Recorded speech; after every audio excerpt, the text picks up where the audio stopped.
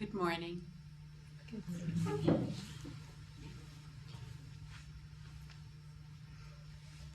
When we speak of complete freedom, what we're speaking of is complete, absolute, mental and physical freedom. And that is completely available to everyone within one's own experience, whatever that is. There's nothing about one's experience that needs to change in order to conclusively realize that freedom. As long as we persist in any way thinking that there's something that needs to change within our experience in order to conclusively realize that freedom, then we'll never realize that freedom. If we continually try to shift from one thought to other thoughts that are going to be better or less painful, or emotions that are less painful or better, try to seek circumstances that are going to change the thoughts and emotions, or exchange one experience for another, then we'll spend our whole life running from one perception to another, from thought to thought, emotion to emotion, and experience to experience, trying to rearrange those perceptions to make them into a better skill set of perceptions. Does everyone understand what I'm saying? Now, what happens when we experience complete mental and physical freedom that is absolute in nature is that we attain something that's already present. And what we attain is complete mastery over all phenomena. Now, the words phenomena, perception, and points of view are all synonymous. In order to attain that complete mastery over all phenomena, all that is required is to refine our perception. That's it. All human living is perceiving. That's it. Have you ever seen a pupil dilate? It goes from very small to very open, or from very open to very small. Well, the refinement of perception can be illustrated by what happens to that pupil. When the pupil is very small, it's like being closed in, locked in, having perception locked in on specific incidents or points of view within complete perceptual openness. So it's taking complete perceptual openness, which is already present, and locking it in on one point or several points within that perception. And the refinement of perception, refining perception, is simply to relax those fixed reference points within perception. Is that understood? So the refining of perception is simply the relaxing of perception into already available, accessible, and ever-present complete perceptual openness. So when I repeatedly suggest rest repeatedly for short moments many times until it becomes automatic, that is all that I'm suggesting. Allow that refining of perception to take place. Now, the languages of the world today are very, very limited in that contemporary languages other than Tibetan Buddhism or Tibetan. Tibetan is the only contemporary language that has kept alive non-doer speech. So that's the only language today that has non-doer speech. There are ancient languages. The most noted of those is Sanskrit, that is based entirely on non-doer speech. Tibetan is another language that is based entirely on non-doer speech. So many of the things that we read about from other languages, like Sanskrit and Tibetan, that we try to interpret through dualist languages or frameworks, we completely misinterpret. So we hear a word like Buddha, and we think that to achieve Buddhahood means that we have to get somewhere. So we interpret it through dualist language, and we say, well, that means that somebody achieved this great state of complete mastery over all phenomena. And in order to do that, it required that they change from one thing into another.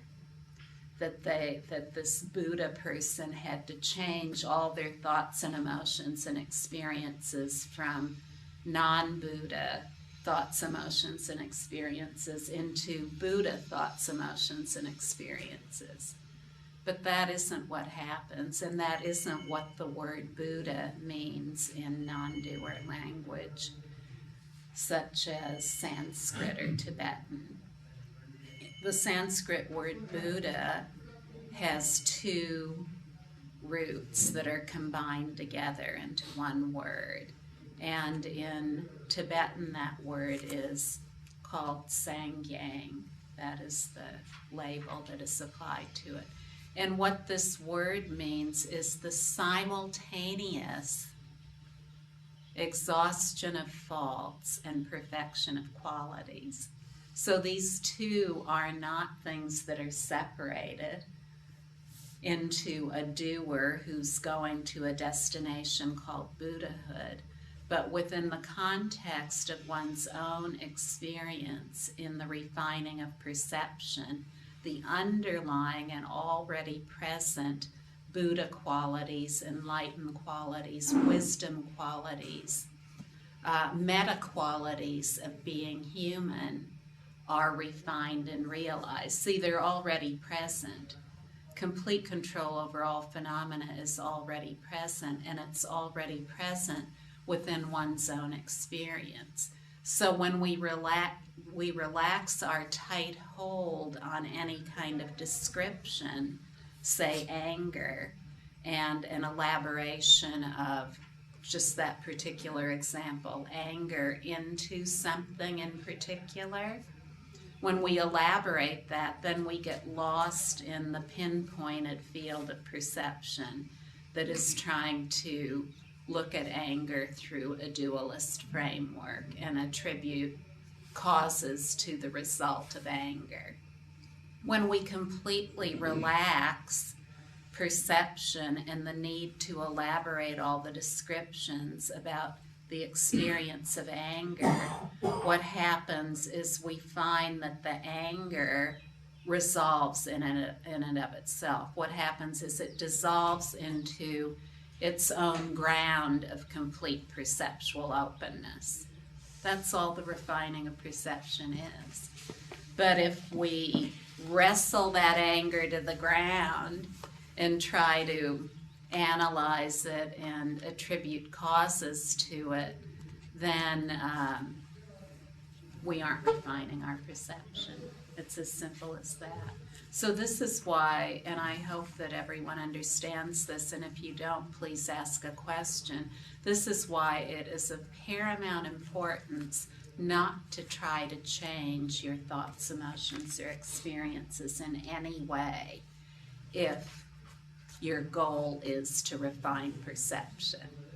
Because whatever your perceptions are, the circumstantial perceptions of your own life, that's all you have to work with. That's it. It all occurs only within those own perceptions. And each one of those perceptions is a wish-fulfilling jewel. So you can make a whole world out of it. You can make a whole dualist world of pain and suffering and psychology and philosophy and good and evil and bad guy and good guy, or bad girl and good girl. You can, bad country and good country. You can do whatever you want with it. It's a wish-fulfilling jewel. But in order to realize the treasury of that wish-fulfilling jewel, the treasury in which that wish-fulfilling jewel is contained, then it requires completely relaxing into the basic space of perceptual openness. The basic space of phenomena is that totally relaxed, perceptually open ground of all experience, and thus no experience whatsoever needs to change. If you insist with yourself that experience needs to change in order to refine perception, it'll just make the road a lot longer. And it's very likely that the destination that's been set out for will never be arrived at.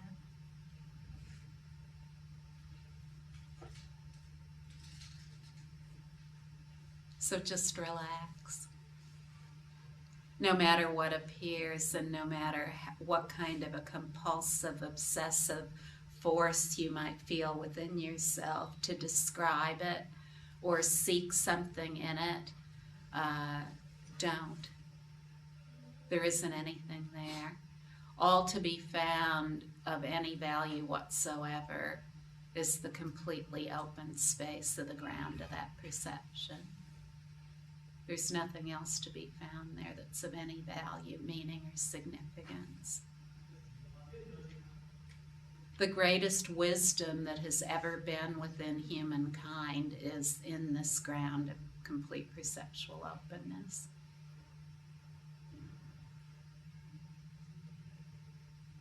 So I hope I've cleared that up.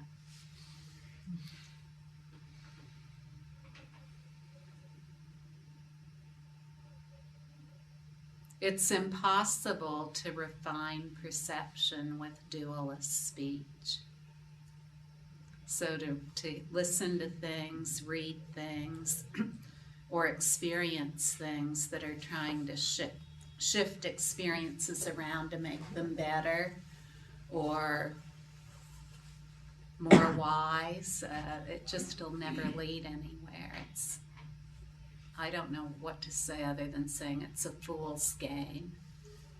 It really is a fool's game.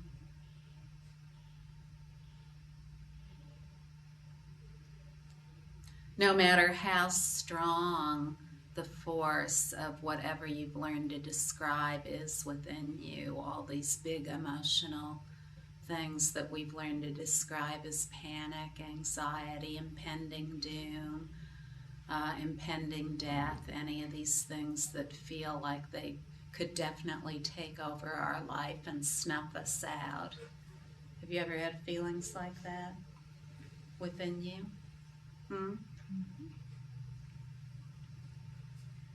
It's only the description that makes them seem like they can do that. The ground of being can never be snuffed out. It can never be snuffed out. To relax completely into that ground of being guarantees that you will realize that can never be snuffed out. You'll realize that can never be snuffed out, and that doesn't depend on any description at all that appears within it. So the ground of being isn't dependent on the universe or galaxies or the cosmos or a theory of everything or anything else that can be contrived. The ground of being is not dependent on the earth or fire or air or water or space or anything else. Now, none of that can be arrived at in a fully realized way through intellectual scrutiny. It's absolutely impossible that it be arrived at through intellectual scrutiny. It can only be arrived at in the complete relaxation of being. The ultimate metaphor, the supreme symbol, is basic space. And that basic space is inseparable from awareness.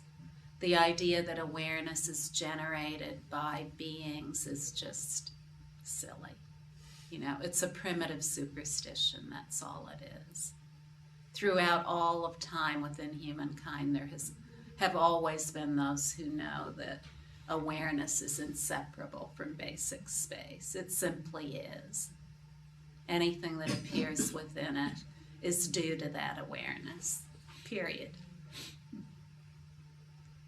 When we just relax, that becomes more obvious to us.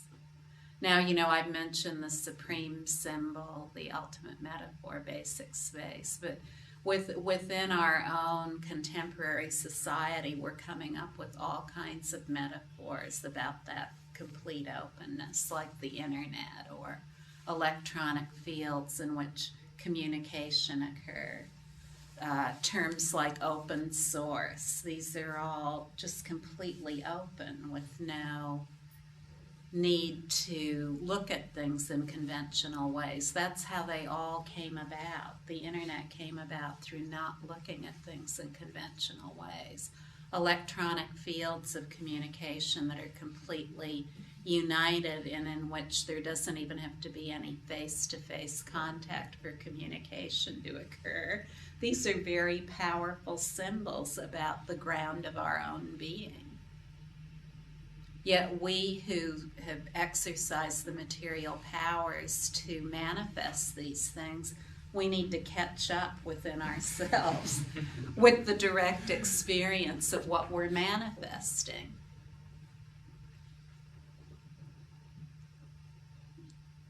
So just relax. You know, these inventions we have today, I can guarantee you 10 or 15 years from now, they will look silly. Okay. They really will look silly. It's just like today, FTPing files or the Mosaic browser, they look silly. Or, you know, like when I first started using the internet when it was ARPANET in the early 70s, oh, that seemed so advanced. Oh, gosh, it was just the latest, the greatest, the best. It could never get any better than that. And now today, what we're doing is amazing. So please, you know, I invite you and really I beg you to catch up. If you haven't already, just relax. The same kind of thinking that allowed these inventions to occur is exactly what will give you complete freedom within your own being. The relaxed thinking that allows all kinds of new ideas to come about is the permanent reality of your own being. It's not just some crazy insight that pops through.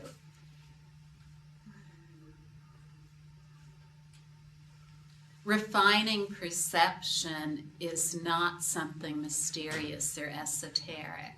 It is training. Training in the refinement of perception. This is exactly what it's been called wherever it's worked. Refinement of perception is a training. It's a training. We've trained ourselves to close in on all the points of view within the perceptual field, and we train ourselves to reverse that process. That's all we do. And how do we do that?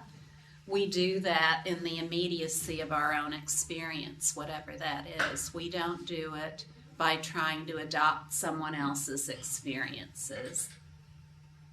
We do it within our own experience, our own thoughts, our own emotions, and whatever seems to be in or and out, or we just completely relax instead of diving into the descriptions, the need to conventionally describe everything. No matter how safe we may or may not feel in the world, based on all these descriptions that have been contrived, I can guarantee you you'll feel a lot safer in just relaxing the death grip on the dictionary.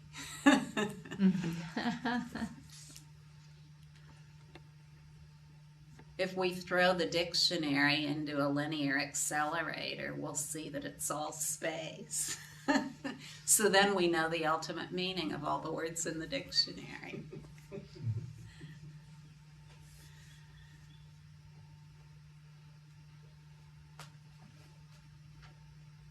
Are there any questions? Anyone? Yes.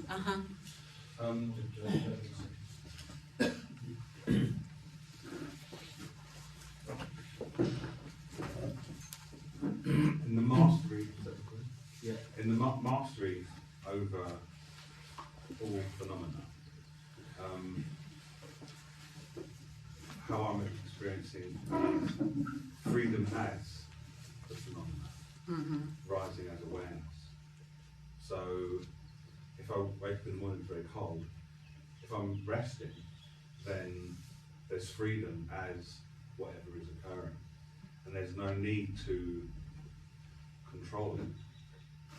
But you also mentioned mastery in controlling all phenomena. Are they synonymous in that if you're fully rested as whatever's rising, then freedom and control maybe are one thing, because there's no necessity to change what is? They're not two. Let's put it that way. They're not two. So in terms of, I guess then in resting, allowing, beneficial intent to rise, because the proliferation of points of view ceases. So as I'm experiencing it, that freedom and control is just one thing. So. They're not two.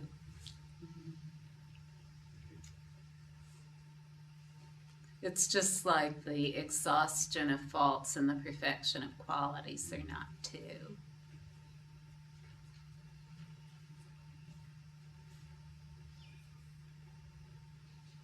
It all occurs within the same reality. In a perception that's taken to be something, then there's the need to go into it and build a whole worldview based on it.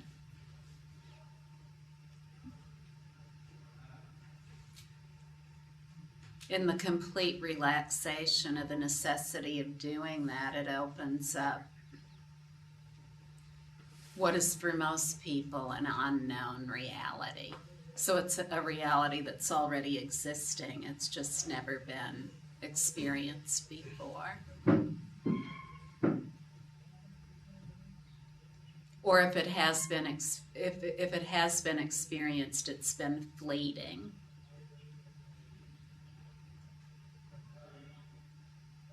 Now, what is guaranteed is that once you recognize that ground within yourself, which is it's a very easy thing to do. It's not a difficult thing to do because it's already present. It is only made to seem difficult when it is looked at as being a destination. You understand what I'm saying? Then it's difficult because it seems like there's a road of 10,000 miles or longer going somewhere, and you're traveling it. But when the ground of your being is experienced right here, and you only know that it's in the return to that ground that it becomes more obvious, then it's very easy. Then it's all just up to you. It's a matter of returning to that ground again and again, and as long as you do, it will become more and more obvious, and the more obvious it becomes, the more confidence you'll have in it, a profound indwelling confidence like no confidence you've ever had before, a confidence that pervades all of your life. And then from within that, complete mental freedom will come about. And then from that complete mental freedom will come the exhibition of remarkable qualities and activities. So it's very straightforward. It's a matter of training.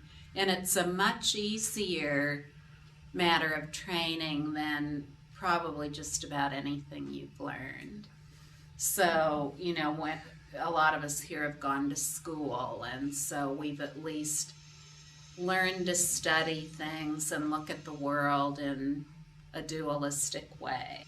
That's a lot of work, because what we were born like this, perception wide open and spacious, and then through training we learn to dice everything up.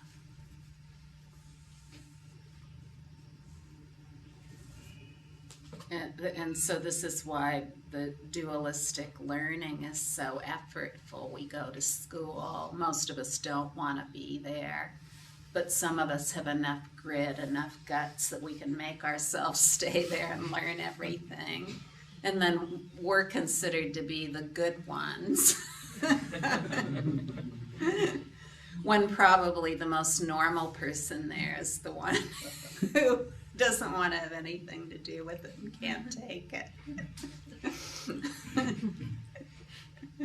So that's a lot of hard work. That's what I'm pointing out there. Now, when we just completely relax, then that we enter the reality of no more learning. It's a reality in which everything is already known. So then that makes anything that we might want to do within that reality, anything we might want to invent or write or come up with, much easier. If we want to learn something like quantum physics or mathematics that is beyond the beyond, then it's much easier to do that from perceptual openness. That's where great inventions come about. They don't come about by obsessively rearranging conventional ways of looking at things. And as any of you who have known me for a while know, I feel that this is critical to the current state of the human species. We really need to evolve beyond these closed and fixed frames of reference for everything in order to survive. It's not only a wisdom imperative, but it's an imperative of the survival of the species and the planet. So, you know, what's always been talked about is this esoteric, mysterious thing that you have to run away to India and renounce your whole life and forget about all the creepy people you've known.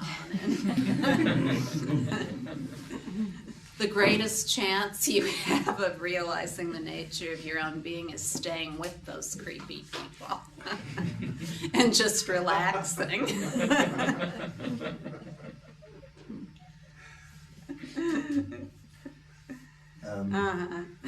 When you say refinement, you always mean relaxing and nothing else. That's all I mean, yeah. Refinement is, it's not like taking a wheelbarrow from here down to the Ganga and filling it up with stones and from the bottom of the Ganga and then trying to get it back up the hill. That's not what refining is. It's complete relaxation in all perception. And this is why for those who are really fixed in on conceptual frameworks and a lot of doing, it seems too easy. It just seems too easy. It just doesn't seem that the most exalted of all ways of being human could come about in such an easy way. However, that's the only way it's ever come about in anyone who's exhibited truly profound mastery and power over all phenomena.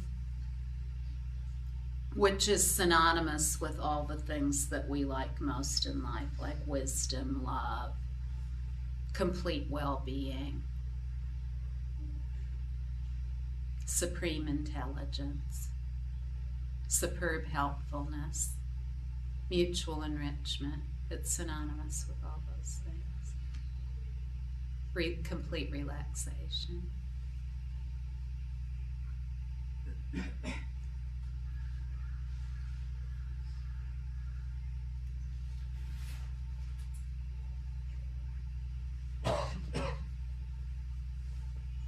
When we look at a historical figure, say Buddha, in this case, and we see someone like Buddha, what most of us say is, Buddha, good boy, me, bad boy. That kind of thing. Me, bad boy, gotta get to be like Buddha, good boy. So then we try to figure out what Buddha's qualities and characteristics are and contrive them in our own being, whether we're a man or a woman, but that's not what Buddha did. After Buddha tried everything else, all he did was sit down and relax while everything fired up within him. Everything he'd been trying to neutralize, his lust, his anger, his jealousy, his deep remorse and regret for having left his wife and family and his parents and totally abandoned them, totally abandoning them. When he just relaxed and allowed all that to be as it is, then he realized the true nature of reality within that, as that. Not in all the other things he had tried. He tried 3 other approaches and none of them worked. He just felt more miserable than ever until finally, through a practice of asceticism, he nearly killed himself by starving himself to death and sitting in a cold cave too long.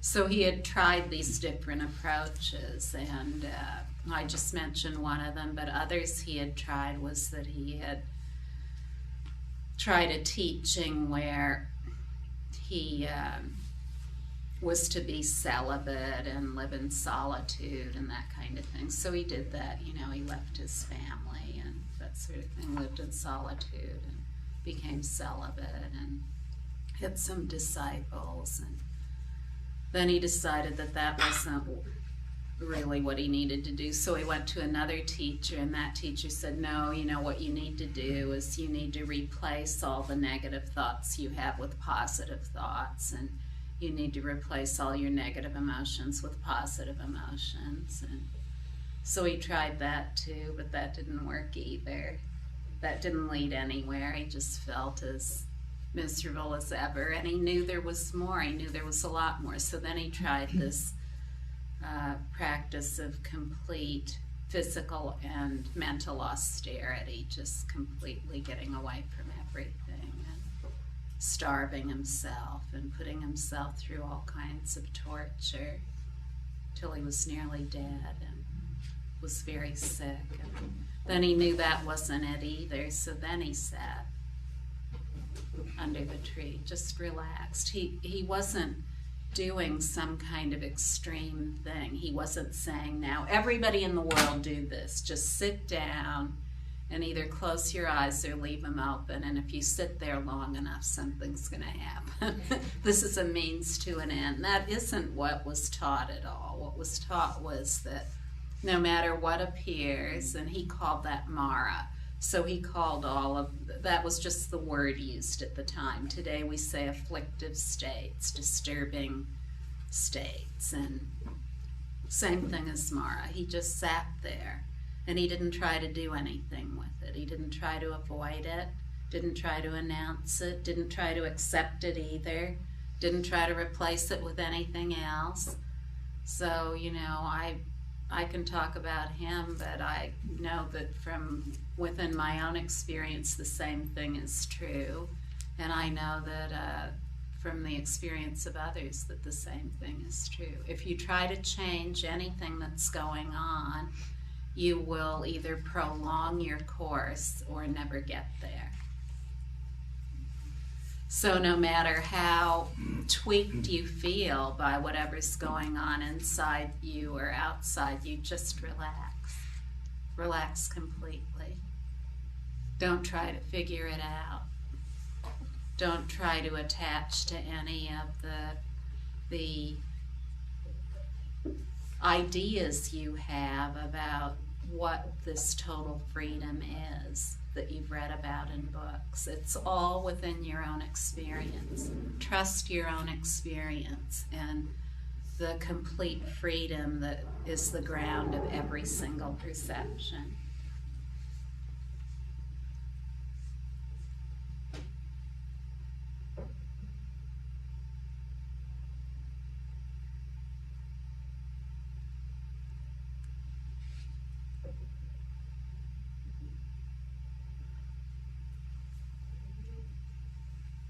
You really look relaxed today,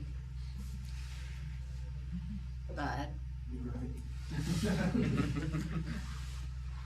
Not just because I had a shave.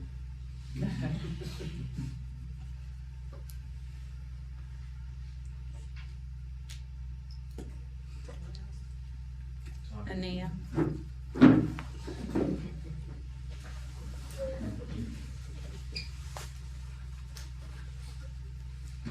We don't have to go for solitude, but it's not that liking for solitude or desire, you can say, for solitude. Is it something like side effect or byproduct of the practices, the spiritual practices?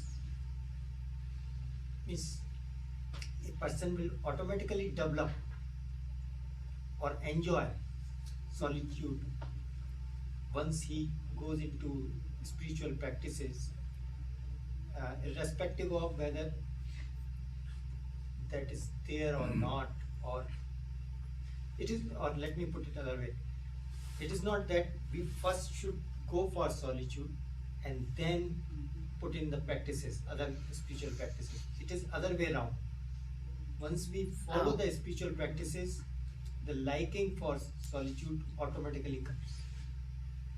Or another way, if a person is liking solitude, that means he is going on a right path. That is an indication or barometer for measurement of his progress. That is what it is said. Could you please comment on that? I can only think of a euphemism. That is, but I won't say it. Please say whatever you want to. Bullshit. What happens is just the point of view of solitude comes up. So you see, the more you relax, the more subtle the perceptions come. And maybe your perceptions before have been all about being involved in the world, being with everybody, but the more you relax, then you have a whole new set of perceptions that come up. And one of them might be solitude, but that's a point of view.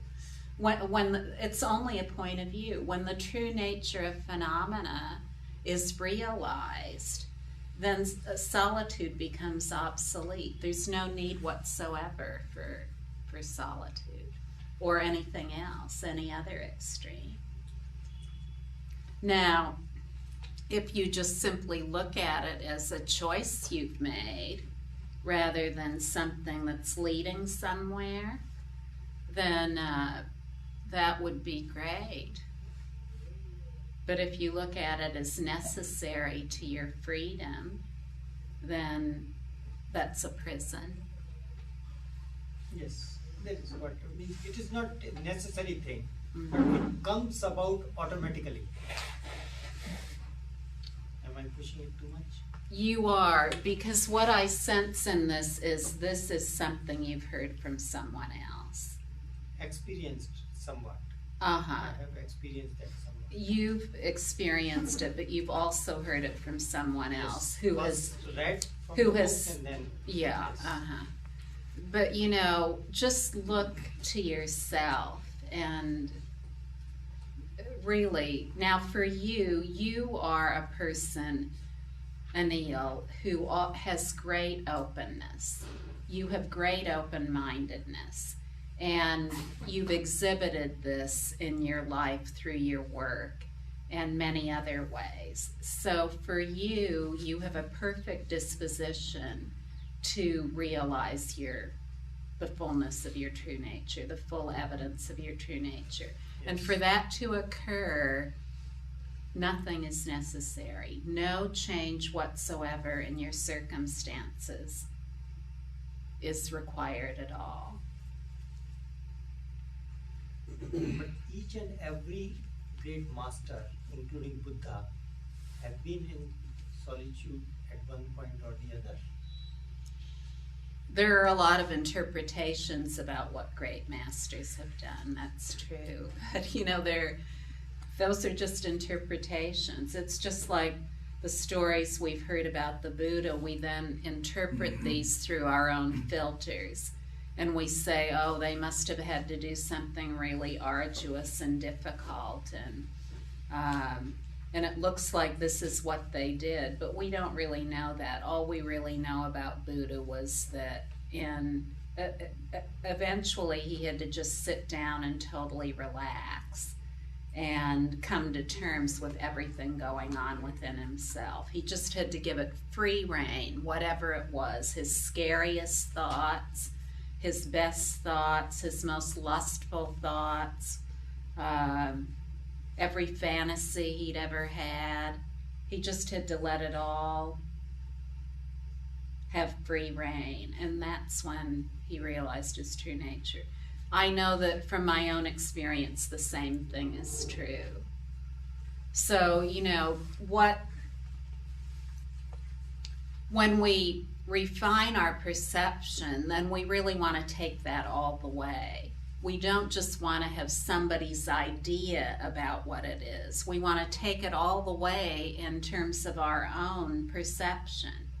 So if we get locked in on ideas about what different historical figures have done, then it really limits our own perceptual openness. But if you just stay with your own experience, all the thoughts and emotions you're having, and you don't try to avoid any kind of upset in your life that's come about due to changes you've made in relation to different people in your life and that kind of thing, and you just let all the thoughts and emotions about all of those things have free rein and completely relax while all that's occurring without any need to change anything or do anything about it,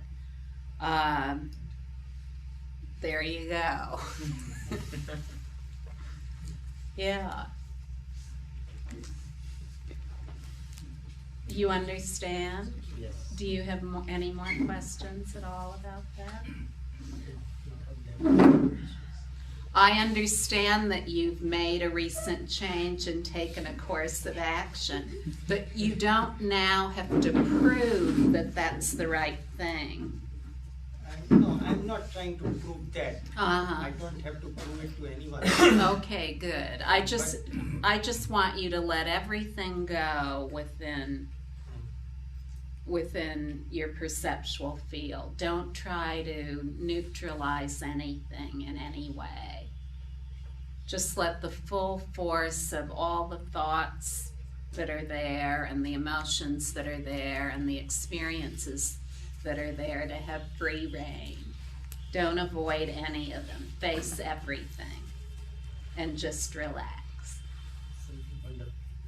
Yeah, that's the ultimate meditation. If we want to look at any of these methods that are supposed to lead somewhere, that's the ultimate meditation. The ultimate yoga is this complete rest in the immediacy of all perceptions.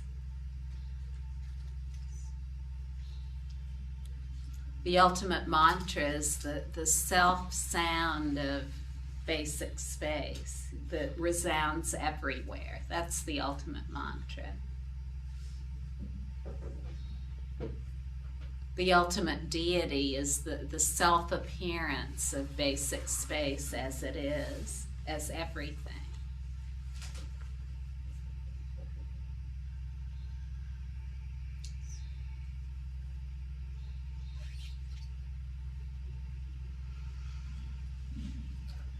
I'd just like to check and see if I'm understanding this or on the right track. Because every time I hear that I should rest, it's almost as if some part of me goes, I need to rest now. And so there's like this effort to rest. But then as I look, it's more like resting is what is already there. Resting is really what is. And I just want to clear that up, at least for that part of myself that seems to panic every time somebody says do something like rest, or I should be resting, or trying to rest, or any of these things. It seems like it almost, then I go, oh no, I'm not resting. Well, if you don't need to try to rest, then you know that. You know that absolutely. And it isn't that everyone needs to rest. For some people, it's more refining perception, or another way to look at it is attunement into what's real. It comes about through the dawning of conviction. So, for example, maybe you're not trying to rest at all, but you just keep coming here. And in coming here, your perception becomes more and more refined.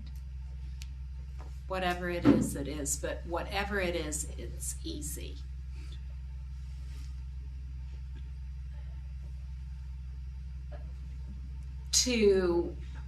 Just to be able to develop great enthusiasm for this is enough.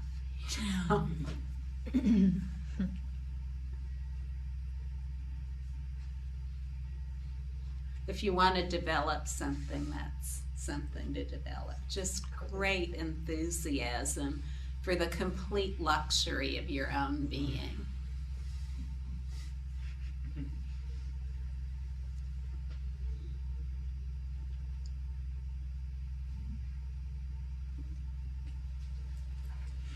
Well, I had the privilege to follow your teachings over the last couple of days. Now, my personal impression is that I followed actually different languages. One language, at least for me, it is very, very easy and easy to go along with. You speak about going back to the ground and open to to arrive or to be at perceptual openness. So this is, I do subscribe to this, no doubt about it. But now this word, but of course it's an ugly word. Whenever you use the word pure space, then it immediately provokes in me a tiny little bit of what I learned about relativity of time and space and existence and non-existence of time and space and all this. So whenever you use those words, space, pure space, absolute space and everything resting in space, then I really do have some problems with the language or the perception you use. And perhaps you could elaborate a little bit on the difference, or of course it is the unity of going back to the ground and then again using this, at least as I feel it, totally different other language. Just rest. And the two will come together. The space is used as a symbol, so it's the ultimate metaphor or supreme symbol that describes the timeless ground. And when you just relax in perceptual openness, who you take yourself to be loosens up. So instead of taking yourself to be only this finite body man person, the spaciousness of your being becomes much more obvious. It isn't defined so much by somebody who's sitting here, somebody who's born, and somebody who will die. That becomes the least of your concerns.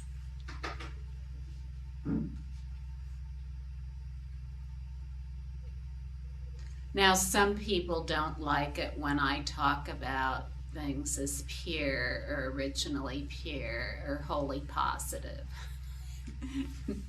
or beneficial.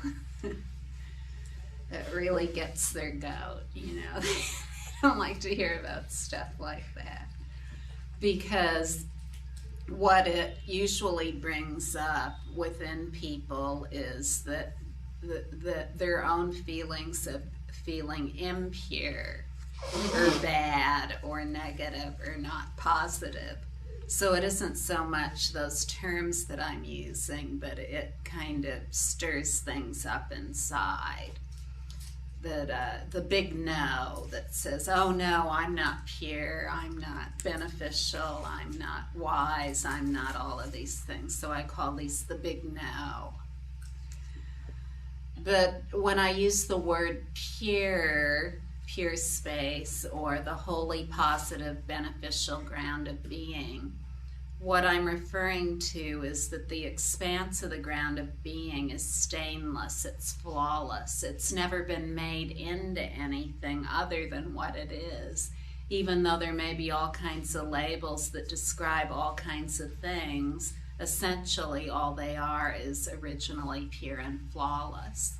So we can only realize that in the refinement of our own perception.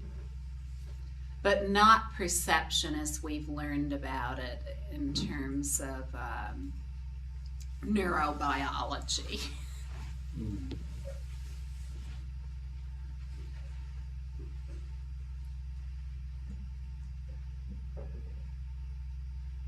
These don't have anything to do with awareness.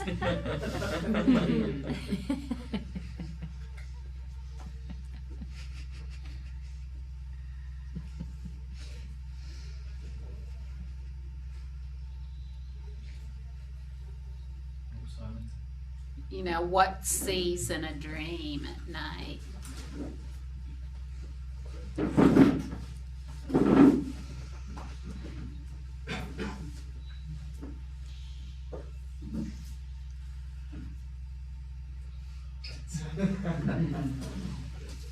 I'd like to ask a question without drawing you into a space that might be perceived as an opinion from the outside, but something like I rarely eat meat, but maybe truly something like vegetarianism.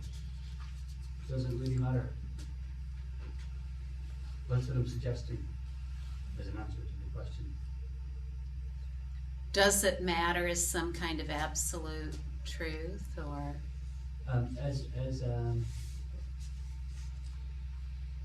Yes. What do you think? I would say no. Okay.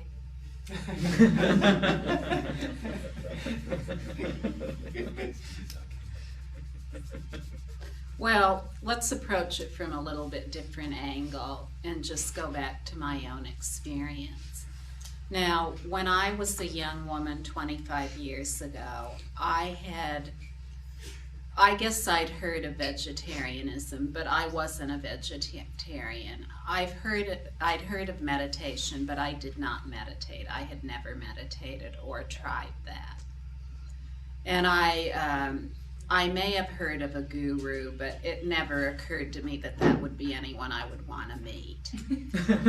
And, you know, I may have read something that was non-dual, but it wasn't anything that I really wanted to explore or think about. What I did know in my own experience was that there was a ground of love in everything and an indivisibility. And I had known that since I was a child. So I didn't need any scientific explanations or philosophy books or anything like that. And my life was really ordinary in a lot of ways. I was young, you know, I wanted to succeed, I wanted to do good works, and I wanted to have a nice lifestyle and all of those sorts of things. And I did well at that, but I never felt that I did well enough, no matter how well I did. And I did quite well. I was named one of the outstanding young women in America, so that's how well I did. But even doing that well, I didn't feel I had done well enough. And so, you know, I felt that there was something very wrong with that. But I didn't feel that there was something wrong with me. Do you see what I mean? I knew that the question was beyond that. And so I entered a period of time where I felt really overwhelmed by everything that was going on within me. My circumstances, all the choices I'd made, everything I'd been thinking, the way I tried to sort things out intellectually and emotionally. None of it just seemed to be leading anywhere. And I was young, so that was scary. That was really scary, that all these frameworks of reality that I put together weren't providing any well-being whatsoever. So when I just faced all that within me, this incredible turmoil, hopelessness, powerlessness, even terror, bewilderment, paranoia, huge feelings, and I just knew I couldn't do anything about them through any of the strategies I'd developed, then I suddenly realized that they all had the same ground and that they were all equal in that ground. So whether it was success or failure or looking good or looking bad or being the best or being the worst, that it was all absolutely equal, no matter what the description was. So that, for me, was that entire shift in perception, the opening up or refinement of my perception to seeing everything as indivisible, completely indivisible. So then, you know, from that vantage, things like doing anything to achieve something looked totally absurd, like being a vegetarian in order to achieve refined perception. It just doesn't matter. It really doesn't matter. And sitting on a cushion and watching thoughts, emotions, and sensations arise and fall in order to get to a goal, none of that made any sense either. When it's so easily accessible within the context of everything that's occurring right here today, why add a lot of other things in to try to make it occur? So in that sense, it's all equal. But in the moment that you try to decide that things aren't equal, that some things are better than others, then that's complete falling out of wisdom. The wisdom mind is the mind that knows everything is equal. Its wisdom comes from being beyond, completely beyond, but inclusive of all opposites. Wisdom itself is a ground of complete equality and evenness with no need to bifurcate, to divide, to split.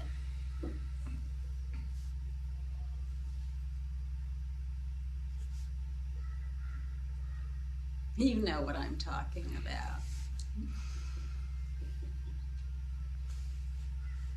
And it's a big relief, isn't it?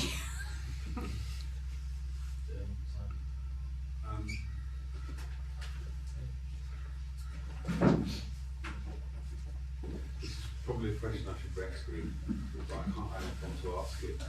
In the context of what you're describing there, I feel I fully resonate with that. And yet I've had a lot of food issues in my life, and I can't help ask why the organic soy milk, how does that come about as a way of being as benefit, yet it still doesn't matter. That's how I get a bit caught in that concept. Just relax.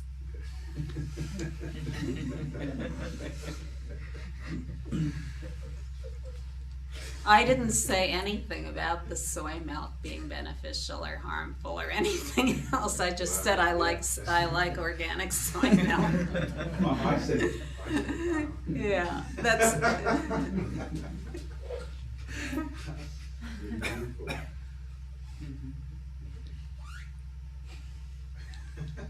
In the same way Adrian might like some other substances, I like organic soy milk.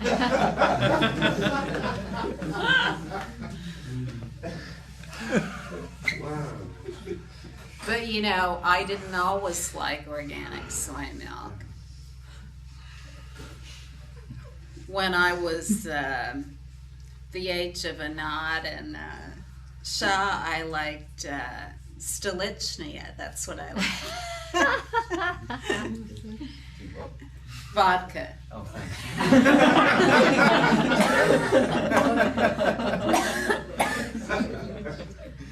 Wow. It's so amazing how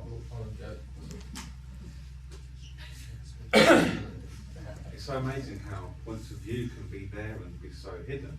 I was convinced that you said that soy milk, which you implied that it was better than anything else, and you didn't say a word.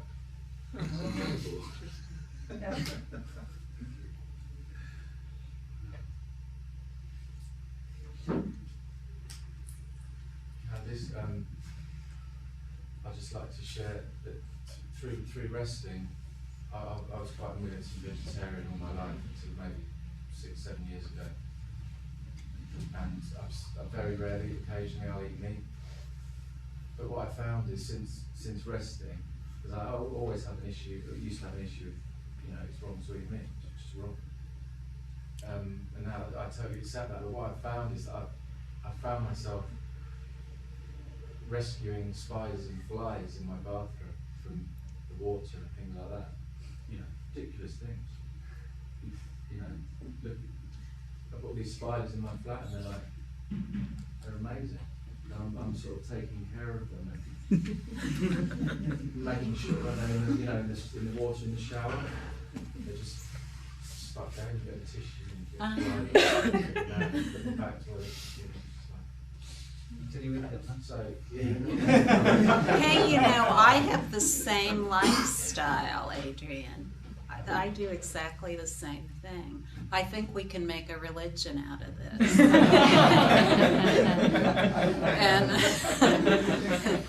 And we'll just say that if you've really realized your true nature, that this is what you did. Okay. You've got a really big book with lots of pages in it. Now, can you see how all this stuff came about?